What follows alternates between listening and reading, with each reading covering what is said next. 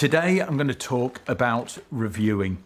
And this is reflection and reviewing and the reflective process. Now, this is incredibly important for improving our performance and for going on, for getting better and better at everything we do. Now, we're going to apply it to our adventure, our events and our training, but it falls over into all areas of life. If you do this properly, you are going to be in the top 10% of performers in the world. It really is a fantastic process. So everybody should be reviewing on a daily basis, a weekly basis, a monthly, a quarterly and a yearly basis. Now, if you're not doing it now, then maybe it's something that you can look at putting in to the next year.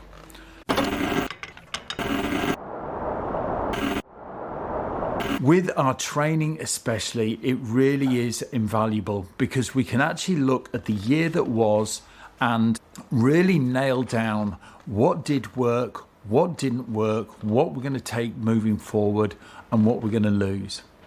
I have a bit of a process how I do this.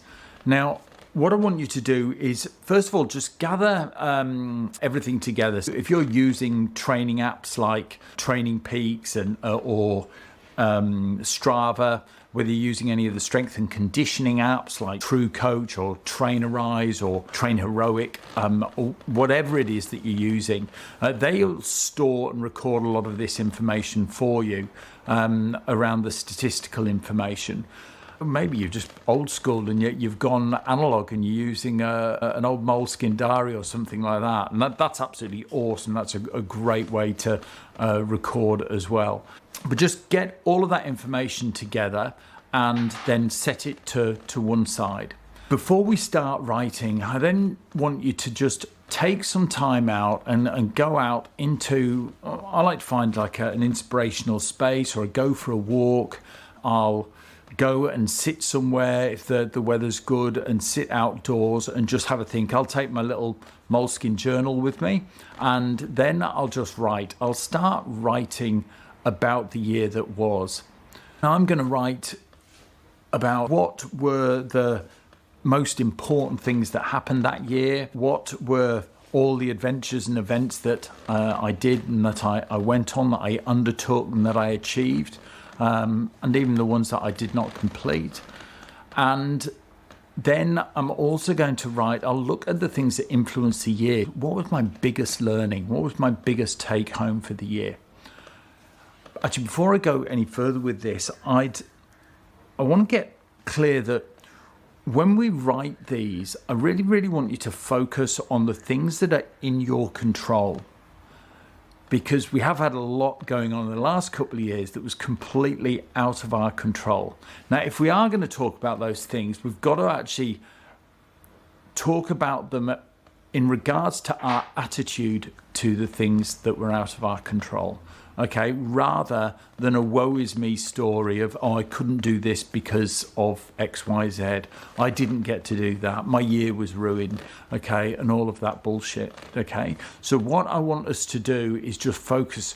What if there was stuff that we couldn't control? Well, what did we learn? What did we take home from it? What did we learn about ourselves? What did we learn about our situation, etc.? Okay, so let's just set that right up now before we go any further.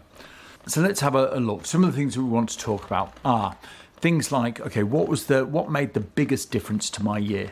What was the one thing that made a big difference? That could be a big difference to my training, a big difference to my mindset, etc. Now, also, I don't care if you're in a solo sport, maybe you're a trail runner, etc., or a solo through hiker. Life is a team sport. So I actually want you to think about, who were the people who supported you over the year? How did they support you? What impact did that have on you? And what did you give back as well? And then also in that area, you really want to be looking at the what. What were the things that supported you? What were the things that you did for yourself? What were the things that made the difference? What are the things that you're grateful for the year? Who are you grateful for and what are you grateful for? And then also our biggest learnings, our biggest take homes. And where did we get those from as well? I actually like to record all. I'm an avid reader. So what were the books that I read? What were the main take homes from those books? And what were maybe, the three top things that I've actually implemented and have made an impact over the year?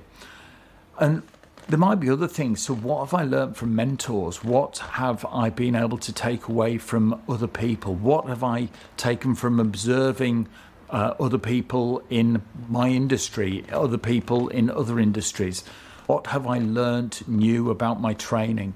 What could transfer from something else that I could actually put into my training or utilize in my mindset? So kind of really explore about that. And then lastly, I tend to look at, I'll get all that down, and then I'll look at what I call the magic three. So 3 is a magic number, okay, the Trinity. And with this, it's 1, what am I going to start doing? 2, what am I going to stop doing? 3, what am I going to continue doing? So that's it. If we've got all of those nailed down, we really can start looking at what we're going to achieve and what we're going to do for the next year. And I wouldn't even bother starting to set goals or anything like that, or creating a new vision for the next year or anything, until you've actually been through this review and been through this review process, because this is going to help you nail down, maybe now there's some things that are more important to you now than they were at the beginning of last year.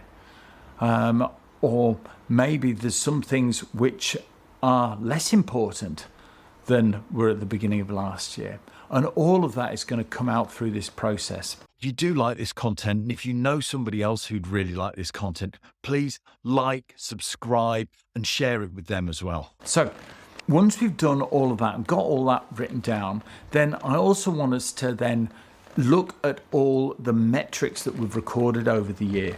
And with the metrics that we've recorded, it's now about looking at our total number of training hours. Now, I tend to divide everything up. I divide it into what my primary training was. So if you're an adventure athlete of any sort, whether you're a trail runner or a mountaineer or a hiker, your primary training is what you do for that sport, for that activity. So for a trail runner, it's going to be running.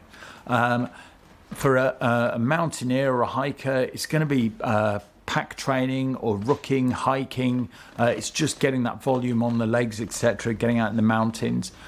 For the paddler, it's going to be paddling. For the mountain biker, it's going to be mountain biking. So what were the total amount of hours trained over the year? Then you've got your secondary training. Secondary training is something that also lends itself to endurance, but is not that primary. So, as a mountaineer, your primary is going to be things like hiking and pack training. But then your secondary training, you've got 2 lots there. You might have, if you're a technical climber or a technical mountaineer, then you're going to have your climbing in there. But you also might have trail running as well. That might be a secondary training form for you. For the hiker, it might be when you're not on the trails, you're on a bike, or you might like to go trail running too.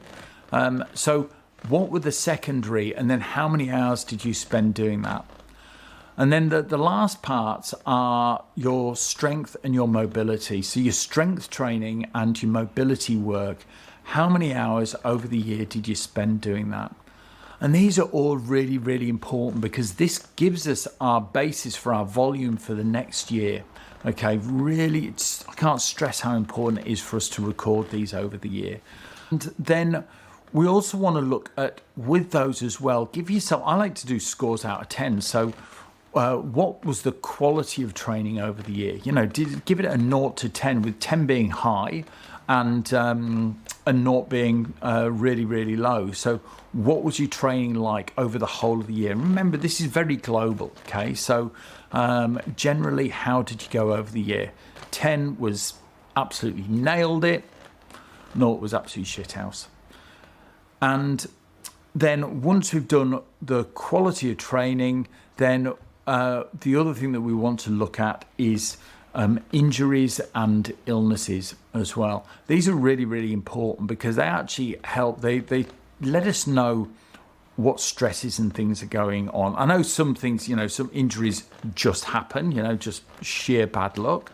But they need to account for, because if we're constantly getting injured, if we're constantly falling over and stuff like that, well, maybe there's something else going on.